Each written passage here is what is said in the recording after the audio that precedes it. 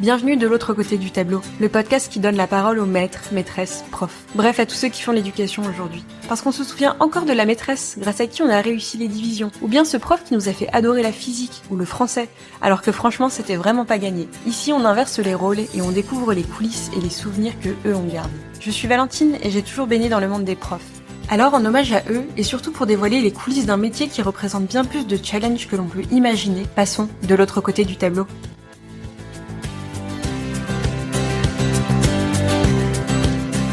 Sous le pseudo Balance pour la balance, Mouhamadou le prof est devenu une figure incontournable des réseaux sociaux, incarnant l'intégrité et l'équité dans l'univers de l'enseignement. Quand il prend la parole, ce n'est pas seulement pour raconter son quotidien. Il ouvre les portes de l'école de l'intérieur, révélant un lieu vibrant, chargé de défis mais aussi d'opportunités infinies.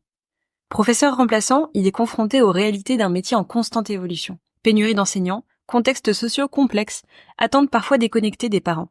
Pourtant, au lieu de céder au découragement, Mouhamadou transforme chaque expérience en réflexion collective et en témoignage inspirant. Avec son humour, son franc-parler et sa profonde humanité, il invite ses milliers d'abonnés, enseignants, parents ou simples curieux de l'éducation, à repenser l'école comme un espace central, essentiel et porteur d'espoir. Chaque jour pour lui est une nouvelle aventure, une classe à découvrir, des élèves à comprendre, des liens à tisser.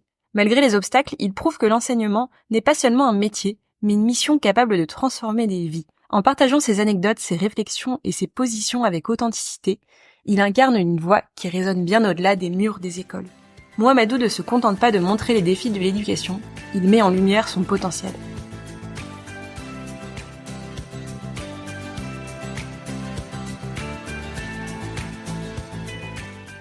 Bonjour Mouhamadou et bienvenue sur ce podcast. Bonjour et merci de me recevoir, monsieur. Avec grand plaisir. Est-ce que dans un premier temps, tu peux un petit peu te présenter et toi nous parler de ton parcours, de ce qui t'a amené à devenir enseignant aujourd'hui? Alors, je m'appelle Mouhamadou et je suis professeur des écoles dans le Val-de-Marne. Et je suis enseignant maintenant depuis 8 ans. Et ce qui m'a amené à ce métier-là, c'est mon parcours scolaire, même si c'était pas gravé dans le marbre au préalable. J'ai eu un bac ES, puis ensuite j'ai fait des études de langue, j'ai fait un peu d'anglais. J'ai ensuite arrêté mes études. J'ai fait d'autres choses, j'ai travaillé.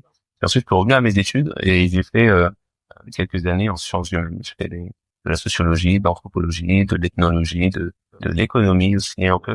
Et puis j'ai arrêté à nouveau, voilà, au niveau de la maîtrise.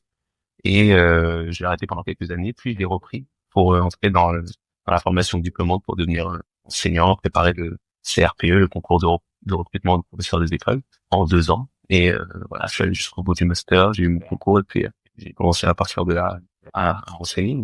Ok, super. Et est-ce que du coup, dans toutes ces années, alors déjà petite question, pourquoi toi t'as eu envie de t'arrêter, de reprendre, de t'arrêter et de reprendre? Est-ce que c'est ton parcours de vie qui a fait que ça s'est passé comme ça? Absolument. Ok. Ouais, c'est mon parcours de vie. J'ai toujours aimé l'école, j'ai toujours apprécié d'y être, mais il y a des moments où c'est pas forcément ce qui m'allait le mieux sur le moment, donc j'ai arrêté et puis j'avais besoin de travailler aussi. Donc on va dire que j'ai fait ma trajectoire de vie. Ouais. Parce que c'est pendant le mandat de François Hollande, en fait, chose s'est faite parce que mon entourage proche m'a fait comprendre que c'était quelque chose pour lequel il me voyait bien, en fait. Voilà, le métier d'enseignant. Moi, dans ma formation perso, mes études personnelles, lorsque j'ai fait des sciences humaines, à la faculté, faut savoir aussi que dans ces matières-là, sociologie notamment, eh bien, l'un des débouchés, ça peut être éventuellement d'enseigner, mais avec un public qui est plus grand. On peut devenir chargé de TD, on peut soutenir une thèse et éventuellement aller jusqu'au bout et devenir professeur universitaire, mais qui est très long et compliqué. Mais de toute façon, c'est pas un domaine sur lequel je me projetais en réalité. Mais enseigner auprès d'un public plus jeune, ça me semblait avoir plus de temps par rapport à ce que je disais, parce que je me suis toujours dit, si jamais je cherchais à enseigner, pour moi personnellement, ça aurait peut-être pas plus de sens s'il était à la base quelque part, c'est-à-dire avec un public plus jeune. Finalement, ton rôle est presque plus important parce que t'es vraiment, il prend plus jeune, quoi, effectivement. C'est vrai, mais oui, c'est un peu ça. Ok, hyper intéressant. Est-ce que toi, tu te rappelles un petit peu justement de ta première journée en tant que prof et des émotions de ce que t'as ressenti en fait ce jour-là? Ah oui, je me souviens. C'était effrayant. C'était effrayant parce que aussi paradoxal que ça puisse paraître, en fait, on est projeté dans un monde où alors on a tout fait, on a été validé par l'institution, parce que moi, voilà, dans mon cas perso, je suis arrivé dans ce métier par le concours, par la voie du concours. C'est ça, parce qu'aujourd'hui il existe de multiples voies, notamment la voie actuelle. Donc j'ai eu mon concours et et j'ai été projeté dans le grand bain le jour de la rentrée. Et ce qu'il faut savoir, c'est que encore une fois, aussi paradoxal que ça puisse paraître, eh bien, tout le monde t'a validé avant ça. Et même lorsque tu arrives sur le terrain, pour ta première journée, ta première seconde, dans cette peau d'enseignant qui n'est pas encore tout à fait la tienne, et en fait, les enfants, ils te regardent, et pour eux, t'es juste le prof, quoi. Voilà, ils disent pas, bah, c'est un nouvel enseignant. Ils disent pas, c'est tant de temps qu'il enseigne, ou bien c'est sa première journée. Ils ne le voient pas, ils ne le savent pas. Personne ne le sait. Il n'y a que toi, c'est ton secret. Et du coup, on te fait confiance. On te met dans une position où forcément, au tout départ, avec un public aussi jeune en tout cas, eh bien, tu as la confiance. Donc après, c'est à toi de te mettre au niveau. Bon, c'est très franc, c'était un peu effrayant. Les premières heures, la première matinée notamment. Après, ça c'est, je pense que l'expérience a commencé à se faire tout simplement. J'ai pris des premières informations en fait, et puis la confiance qu'on m'a envoyée m'a poussé quelque part. Mais oui, premier sentiment, c'est beaucoup d'appréhension, même un peu de peur de décevoir, peur de pas être au niveau, un petit syndrome de l'imposteur même, j'ai envie de dire, parce que encore une fois, on est là alors que tu nous as validé. On n'a jamais pour autant vraiment été à la tête du navire. Et ça parce que l'éducation nationale est souvent comparée à un navire. Moi, c'était un petit catamaran, on va dire. Mais voilà, j'avais jamais conduit ça avant. Ouais. Non, mais c'est très vrai ce que tu dis, c'est le fait que finalement, même si toi, tu te sens très stressé, effectivement, en face, t'as 20 élèves qui te regardent et qui attendent de toi, en fait, que c'est presque un jour classique. Ok, c'est la rentrée, mais finalement, pour eux, tu es juste un nouveau professeur, ils sont dans une nouvelle classe, mais tu n'es pas débutant, en fait, c'est ça. C'est ça, c'est ça. Et donc finalement, donc après ce premier jour, là, t'as un petit peu d'appréhension, tu vois que ça se passe bien, tu vois que finalement, c'est un petit peu plus complexe que ce que tu t'imaginais. Ah oui, c'est aussi plus complexe parce que pendant la formation, on a ce truc-là. Après, c'est comme ça, mais en fait, on nous fait travailler sur des situations où il y a une espèce d'homogénéité des publics qu'on a en face de nous, comme si c'était un peu des classes parfaites. On n'est pas projeté dans les problématiques les plus difficiles. Et pourtant, elles sont là hein. Dès le départ. Les enfants, ils arrivent avec toute la diversité que la société a en réalité. Voilà. Et ces choses-là ne sont pas forcément abordées dans les cursus de formation, mais encore une fois, si on arrive en classe, eh bien, on les voit, si ce n'est pas dans les premières heures, en tout cas dans les premières journées ou dans les premières semaines. Et puis les collègues aussi vont nous aider parce que souvent ils connaissent bien les familles qu'on a dans nos classes et les renseignements qu'ils nous donnent sont très importants. Mais oui, il y a tout ce volet-là qui rend la situation encore un peu plus complexe qu'elle ne l'est au départ. Voilà, il faut la prendre en compte, cette multiplicité de la diversité, j'ai envie de dire. Voilà, avec des choses qui peuvent être de l'ordre de l'apprentissage, mais aussi de l'ordre du social, du psychologique, de l'émotionnel. Et on n'est pas forcément très très bien outillé au départ. On va apprendre sur le tas, et ça va le faire, mais c'est pas quelque chose qui est dans notre formation initiale. En fait. C'est pas ça. Si tu devais y revenir, là, ça s'est globalement bien passé parce que tu sentais la confiance, en fait, de ces élèves en face de toi. Bah, absolument, absolument. Ça aurait pu être radicalement différent, et j'ai des échos de collègues pour lesquels ça l'a été. C'est pas du tout le même cas de figure. Mais dans mon cas, encore une fois, tout s'est très très bien passé. Ouais. C'est peut-être pour ça que je suis là aujourd'hui. Hein. Bon, tant mieux. Et toi, du coup, ça ressemble un peu à quoi ton quotidien aujourd'hui? Parce que il me semble que tu es remplaçant. Absolument. Est-ce que c'est un choix et pourquoi tu as fait ce choix-là?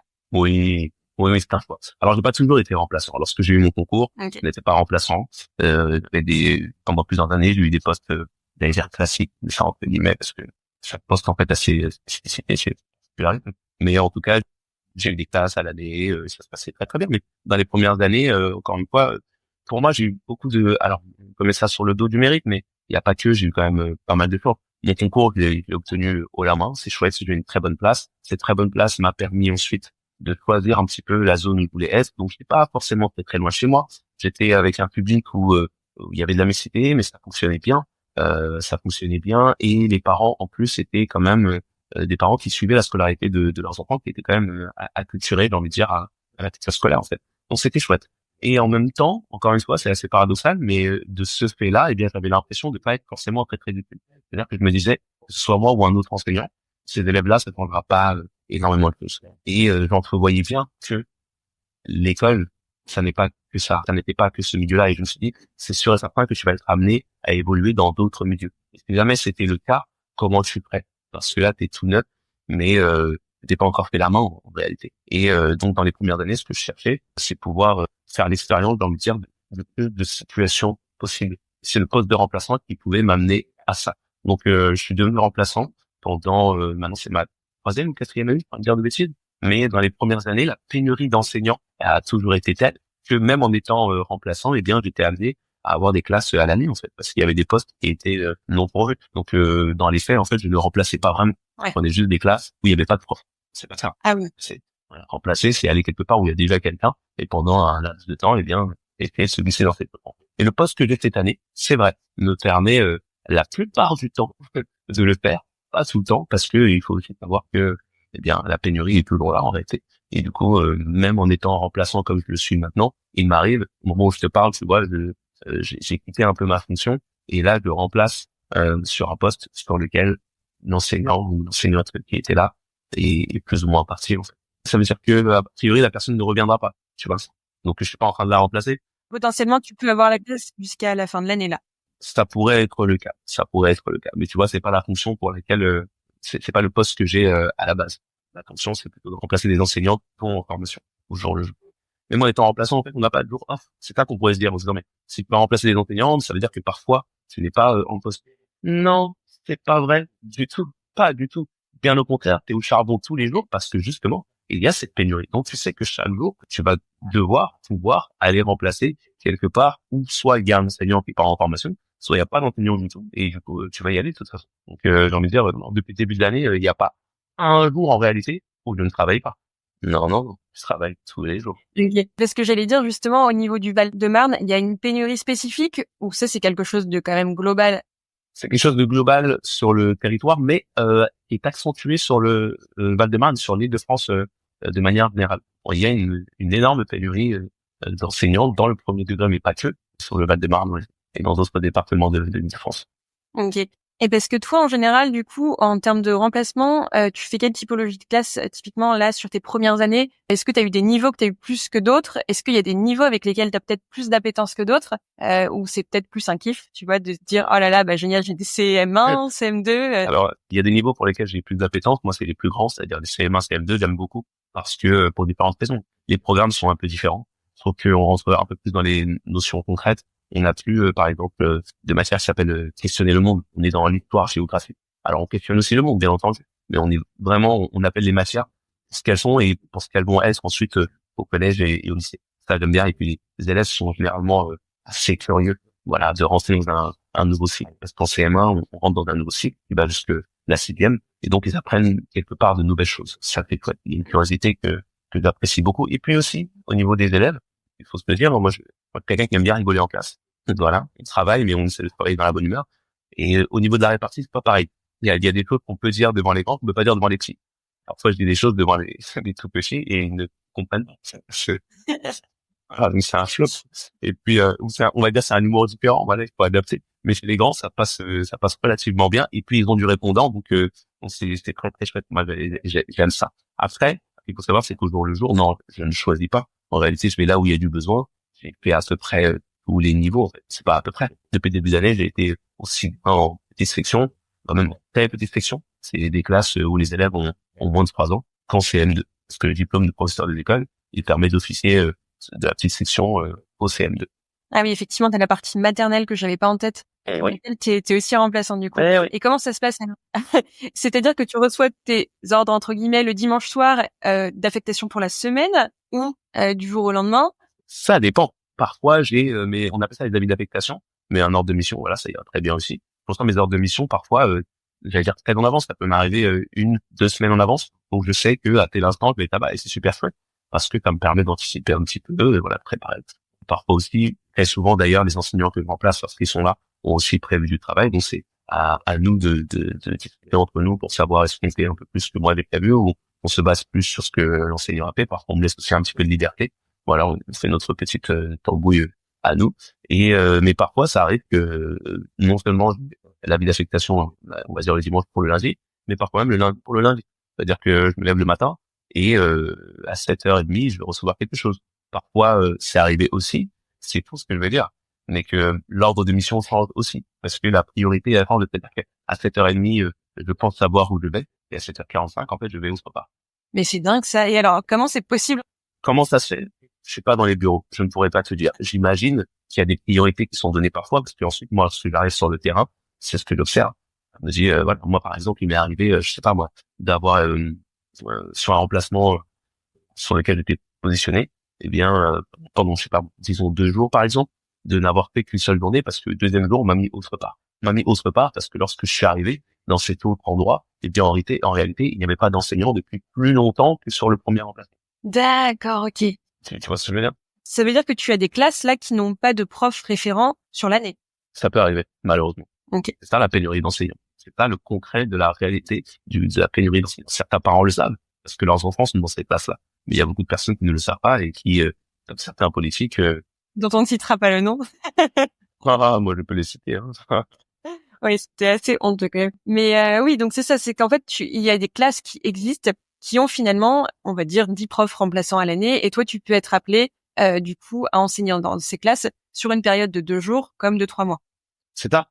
Et ça, tout dépendra de ce qui se passe avant, parce que dans la réalité aussi, il ne faut pas oublier que certains enseignants ont diverses raisons, hein, qu'ils soient contractuels, qu'ils soient titulaires du concours, ou eh bien démissionnent parce que les conditions de travail sont telles que Bien voilà. sûr. Ça il faut se le dire aussi. Et donc oui, ça peut arriver que pour une même classe à l'année, effectivement, il y ait pas loin d'une dizaine d'enseignants qui soient passés par là. Et ça n'est pas de la faute des enfants ou quoi que ce soit, c'est la situation qui est telle qu'elle est.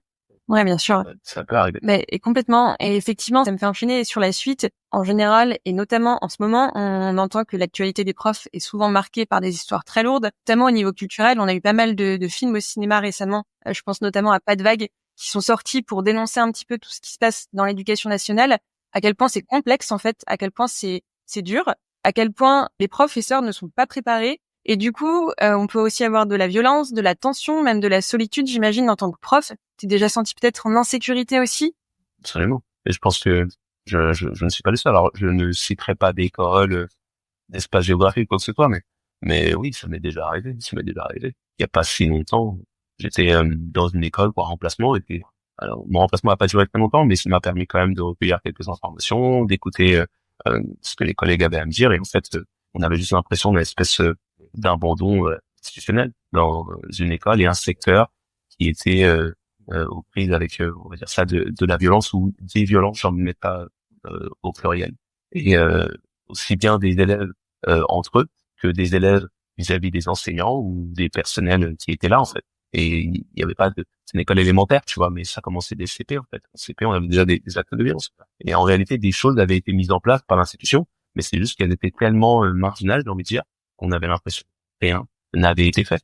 Et donc, dans le concret de la situation, lorsqu'on arrive sur le terrain, on se demande, mais qu'est-ce qui se passe ici? C'est ça. Ça, c'est une école de la République.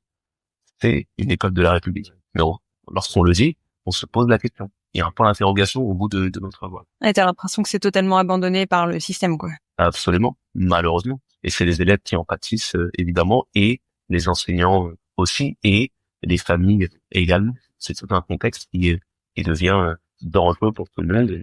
Mmh. Pour entrer encore plus peut-être dans le concret, toi, justement, c'était hors de ta classe, cette situation-là, ou c'était spécifiquement ta classe? Non, c'est dans ma classe. Non, c'était pas spécifiquement dans ma classe, avec non pas un, mais plusieurs élèves, et c'était pas spécifiquement dans ma classe, c'était dans différentes classes de l'école. Ouais. C'est vrai que parce que oui, on peut avoir se réconcilier en disant mais parfois oui, on va avoir dans chaque cohorte un ou deux élèves qui vont être remuants. Parfois c'est pas un ou deux élèves qui sont remuants, c'est 5 ou 6 dans différentes classes de l'école. Du coup, ça crée un contexte scolaire qui devient très compliqué. Parce que ces élèves-là, non seulement entre eux ça va pas, mais ensuite ils vont être dans la cour de récréation, ça va pas. Mais c'est pas, je suis pas en train de dire ça en disant mais le problème c'est les élèves. Non, il y a tout un contexte sociétal qui fait que ensuite dans les écoles ça se répercute en fait. C'est ça. Et parfois, il faut aussi le dire, l'institution n'a pas tous les éléments de solution. Il n'en reste pas moins qu'en fait, au final, sur le terrain, ce sont les enseignants qui sont là avec les familles et les élèves, et quoi, nous, on constate, en disant, mais ça va pas. Là, ça va pas. Il faut faire quelque chose. On a parfois des pistes de réflexion, mais on n'a juste pas les moyens qui sont mis à disposition. C'est ça qui rend la situation très, très, très compliquée. Donc non, c'était pas juste un élève, c'était différents élèves. Il y en a qui se mettaient des coups même devant moi. Parce que ça aussi, après, ça remet en cause un peu la question de l'autorité. Mais qu'est-ce que c'est que l'autorité? Tu vois, on pourrait se poser la question. Est-ce que c'est juste là et qu'il y ait des ordres aux enfants? Ah, ne vous frappez pas. Oui, parfois ça fonctionne. Et parfois ça fonctionne absolument pas, il faut se le dire aussi. Et j'ai beau être un homme dans ce métier, où 80-90% de mes collègues sont des femmes, et que dans la société, on m'est donné ce rôle-là, je raconte aussi un petit peu dans le livre, parfois ça fonctionne pas. Ça fonctionne absolument pas, le fait que je vienne et j'essaie d'utiliser cette posture dans laquelle on m'aurait installé. Les enfants, ils n'ont strictement rien à faire. Et ils me regardent droit dans les yeux et ce qui doit se passer se passe. Et je suis obligé d'aller intervenir parce que la voix ne suffit absolument pas. Et c'est ça qui fait que parfois on est, ce temps, pour qu'on a sa question de départ, ce soit un petit peu démuni, disant, mais qu'est-ce que je pourrais faire de plus? Qu'est-ce que j'aurais dû faire de plus? Peut-être ce que je pourrais faire de moins. Puis il faut aussi que j'essaie de me préserver dans ce contexte.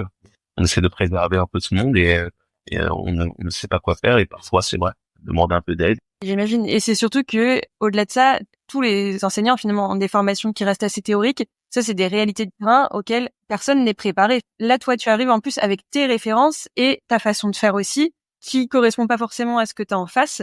Et c'est là où j'imagine ça devient très complexe.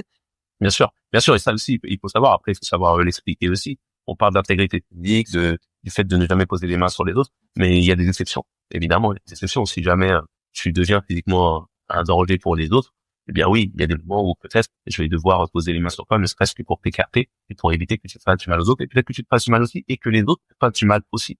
Ça reste des réactions qui sont humaines. Il y a des élèves qui deviennent violents parce qu'ils sont face à la violence. Tu lui as mis une torgnole, il a envie de se défendre. Tu vois ce que je veux dire? Voilà, donc tu vas peut-être parfois intervenir pour éviter que ça ne dégénère.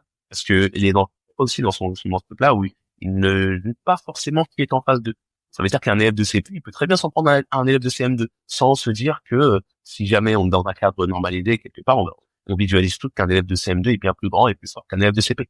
Et l'élève de CP, on a strictement rien à faire. Il est juste en colère, il va en mettre une à l'élève de CM2. Et si l'élève de CM2 lui remet la même chose, c'est pas une équivalence, hein. C'est voilà. Donc à ce moment-là, oui, ça peut arriver évidemment qu'on mette les mains sur leur corps pour dire stop, on va se séparer en fait, parce que ce qui est en train de se passer là, ça va pas le faire du tout. Voilà.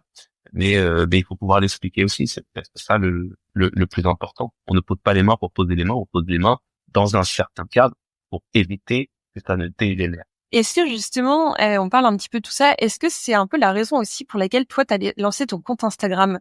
Et c'était quoi l'objectif initial de base et ça t'a apporté quoi finalement aujourd'hui? Alors l'objectif de base, c'était, c'est une très bonne question. L'objectif de base, c'était juste d'ouvrir un peu les portes de l'école, parce que pendant le confinement, j'ai pu me rendre compte que ces portes étaient encore plus fermées que je ne l'imaginais. C'est-à-dire que moi, et comme d'autres enseignants, pendant le confinement, on était dans cette continuité pédagogique, c'est-à-dire que les enseignants, on n'était pas au chômage, hein, on était chez nous, mais c'est pour celles et ceux qui ne se souviennent pas ou qui n'ont pas connu, parce qu'ils n'avaient pas d'enfants, ou parce qu'ils ont oublié, eh bien les enseignants essayaient de faire classe de chez eux pour les familles qui étaient elles-mêmes confinées chez elles. Donc en fait, on avait les familles au bout du téléphone régulièrement, quand en élémentaire, moi et mes collègues. Et c'est à ce moment-là que je me suis rendu compte qu'il y avait des informations qui ne filtraient plus. Je me suis dit, waouh, c'est compliqué là. Voilà, je savais que c'était un peu comme ça, mais je me rends compte de ce que c'est et c'est vraiment énorme. Donc je me suis dit, mais pour certaines questions, peut-être que ça vaudrait le coup d'avoir un espace sur lequel on peut s'échanger. Parce que, alors oui, je suis censé être un professionnel de l'éducation, mais j'ai pas la réponse à j'ai pas la réponse à tout et parfois j'ai besoin d'échanger avec les familles et d'avoir différents points de vue parce que ça alimente ma pratique. Et puis pour les parents, ça peut être aussi intéressant d'imaginer, d'ouvrir un peu les portes de l'école pour qu'ils sachent un petit peu plus ce qui se passe. Parce qu'une fois qu'ils ont déposé la fenêtre de leurs yeux entre nos mains dans nos classes, eh bien en fait, ils ne savent vraiment ce qui se passe. Voilà. Alors que ça reste leurs enfants. Et on sait très bien ce que c'est. Bon. S'il a des enfants, qui a déjà été à côté d'enfants, on demande à un enfant de 3 ans, 5 ans, parfois 8, 9, 10 ans, à la fin de la journée, qu'est-ce qui s'est passé à l'école aujourd'hui?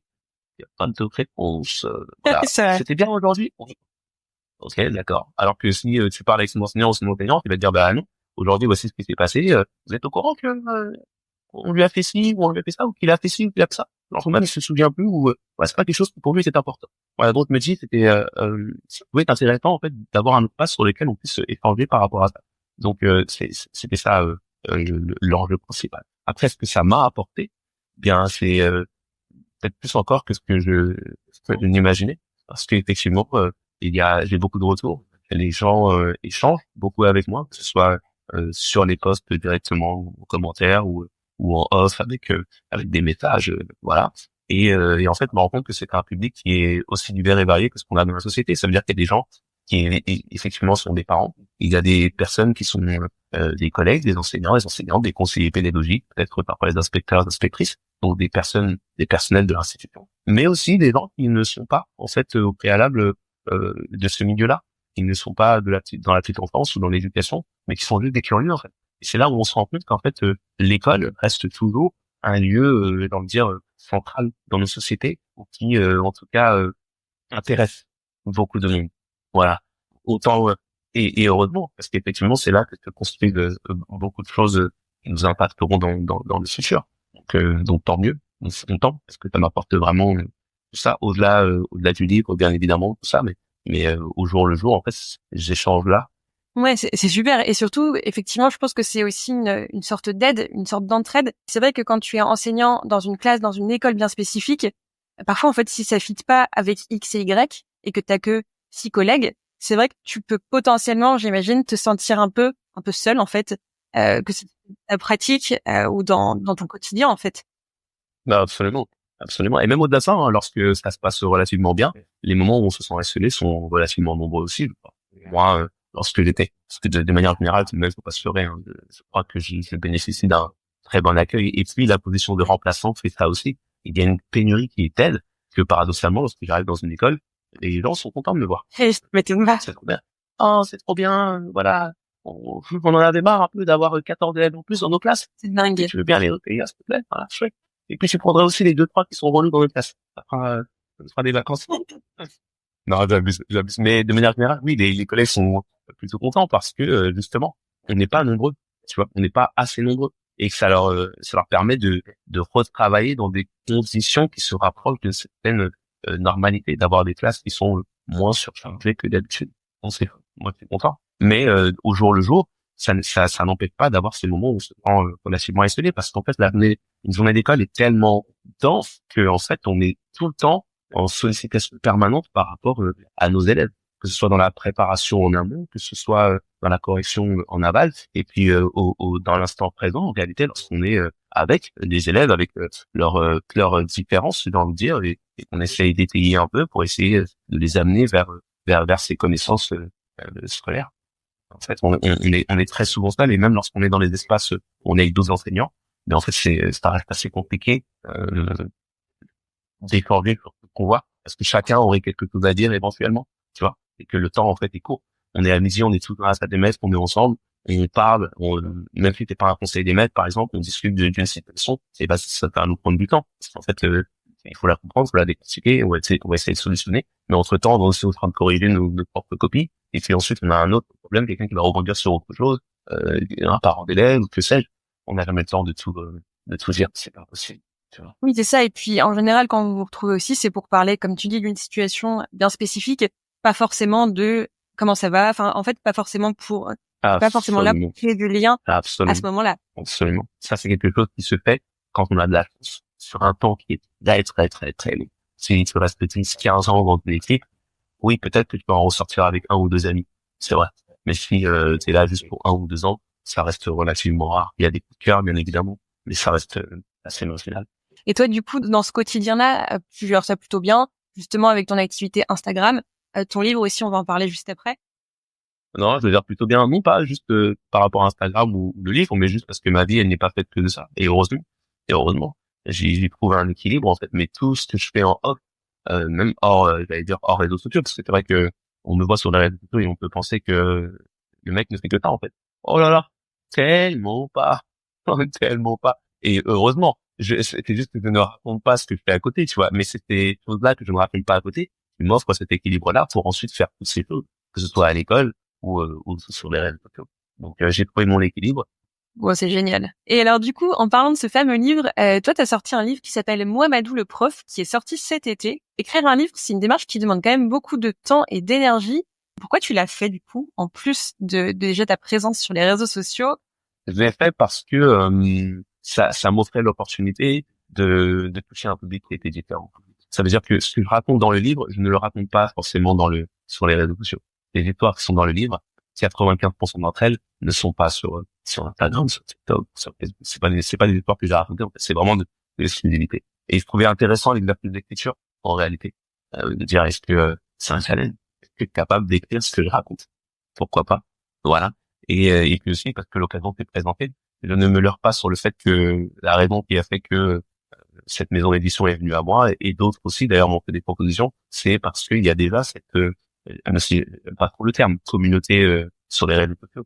Communauté, ça fait ça fait un peu groupe gourou, je suis à la tête d'une communauté. Non, c'est pas ça. Il y a des gens qui s'abonnent à mes contenus et qui me suivent et qui sont libres de rester et libres de partir aussi. Je suis content qu'ils restent, évidemment, et je suis content des échanges qu'ils font, mais il n'y a pas de, j'imagine que j'ai pas d'emprise sur eux, quoi que ce soit, et je suis pas dans du côté influenceur, parce que je ne me permets pas, je crois, de leur dire, voici ce qu'il faut faire, c'est comme ça qu'il faut le faire. Non, au contraire. Je suis plutôt dans une optique une démarche de discussion. Et parfois, c'est eux qui me disent comment il faudrait faire. Et c'est trop bien. Voilà.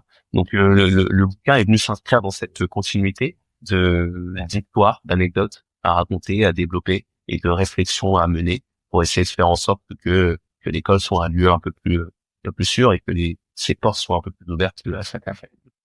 Est-ce qu'il y a un côté un peu engagement ou justement se dire c'est vrai que l'école, en fait, quand tu n'es pas dedans, les gens ne connaissent pas, ne savent pas ce qui se passe.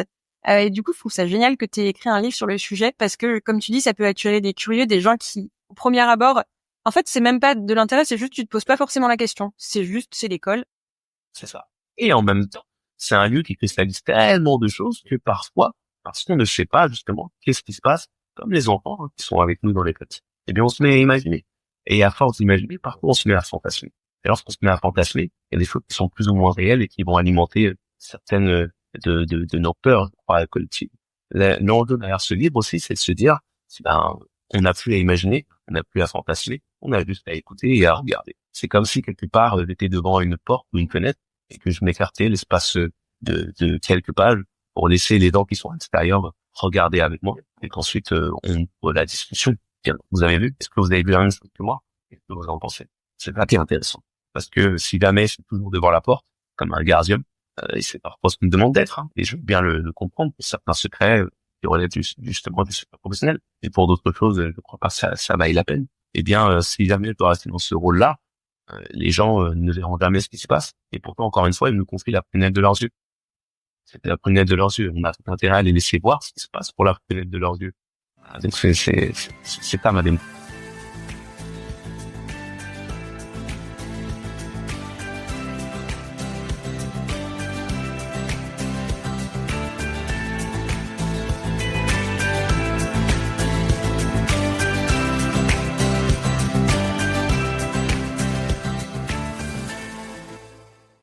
En écoutant Mouamadou, alias Balance pour la balance, on découvre bien plus qu'un simple regard sur l'école. On entre dans une réflexion profonde sur le rôle des enseignants et les défis qu'ils relèvent chaque jour. Entre la pénurie de professeurs, la diversité des contextes sociaux et les attentes institutionnelles, son témoignage met en lumière une réalité parfois complexe, mais toujours porteuse d'espoir. Avec intégrité, humour et passion, il nous rappelle que l'école n'est pas qu'un lieu de savoir. C'est un espace de rencontres humaines, de valeurs partagées et d'engagement citoyen. Et ce n'est que le début. Stay tuned pour la partie 2 où Mouamadou nous emmènera encore plus loin dans sa vision de l'école, ses réflexions et les solutions qu'il imagine pour faire de cet espace un lieu plus ouvert et inclusif. Si cet épisode vous a plu, n'hésitez pas à vous abonner, à laisser une note et à me rejoindre sur le compte Instagram de l'autre côté du tableau. À très vite!